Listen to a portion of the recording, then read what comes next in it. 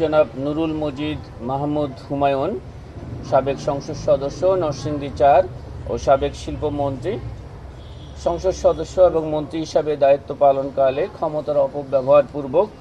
অসাধু উপায়ে অর্জিত জ্ঞাত আয়ের উৎসের সাথে অসঙ্গতিপূর্ণ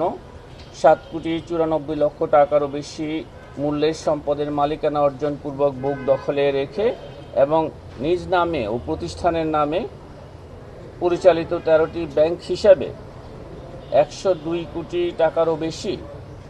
অস্বাভাবিক এবং সন্দেহজনক লেনদেন করার অপরাধ অনুসন্ধানকালে প্রমাণিত হয়েছে। এই কারণে তার বিরুদ্ধে দুর্নীতি দমন কমিশন আইন 2004, মানি লন্ডারিং প্রতিরোধ আইন 2012 এবং দুর্নীতি প্রতিরোধ আইন 1947-এর সংশ্লিষ্ট ধারায় একটি মামলা রুজুর সিদ্ধান্ত গৃহীত হয়েছে। অভিযোগ সংশ্লিষ্ট মিসেস নাদিরা মাহমুদ, তার স্বামী জনাব নুরুল মজিদ মাহমুদ হুমায়ুন, সাবেক সংসদ সদস্য নরসিংদী ৪ ও সাবেক শিল্পমন্ত্রী, পাবলিক সার্ভেন্ট হিসেবে দায়িত্ব পালনকালে অসৎ উদ্দেশ্যে ক্ষমতার অপব্যবহার করে স্বামীর প্রভাব ও আর্থিক সহায়তায় 1,34,00,000 টাকারও বেশি মূল্যের জ্ঞাত আয়ের উৎসের সাথে অসঙ্গতিপূর্ণ সম্পদের মালিকানা অর্জনপূর্বক বুক দখলে রাখার অপরাধ অনুসন্ধানকালে প্রমাণিত হয়। তাদের দুজনের বিরুদ্ধে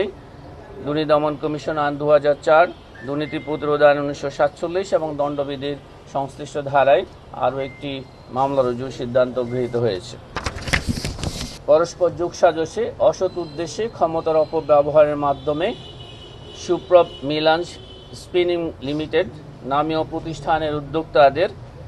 আর্থিক সঙ্গতি তথা ব্যবসার পুঁজির সংস্থান না থাকা সত্ত্বেও যথাযথ যাচাই বাছাই না করে মর্টগেজকৃত জমির অতি মূল্যায়ন সহ মিথ্যা তথ্য সম্বলিত প্রতিবেদন উপস্থাপন করে সুপ্রভ মিলাঞ্জ স্পিনিং লিমিটেড প্রকল্পের অনুকূলে ঋণ অনুমোদন এবং বিতরণ করে জনতা ব্যাংক লিমিটেড, জনতা ভবন কর্পোরেট শাখা, ঢাকা হতে 115 কোটি টাকারও বেশি আত্মসাতের অভিযোগ অনুসন্ধানকালে প্রমাণিত হয়। অভিযোগ সংশ্লিষ্ট আলহাজ মোহাম্মদ জালাল উদ্দিন, ব্যবস্থাপনা পরিচালক মেসার্স সুপ্রভ মিলাঞ্জ স্পিনিং লিমিটেড, জনাব মোহাম্মদ আবদুল্লাহ সিদ্দিক, পরিচালক মেসার্স সুপ্রভ মিলাঞ্জ স্পিনিং লিমিটেড সহ 5 জনতা ব্যাংকের সংশ্লিষ্ট ব্যাংক কর্মকর্তাদের বিরুদ্ধে দণ্ডবিধির 409, 420, 467, 468, 471, 109 সহ দুর্নীতি প্রতিরোধ আইন 1947-এর 5-2 ধারায় আরও একটি মামলা রুজুর সিদ্ধান্ত গৃহীত হয়েছে।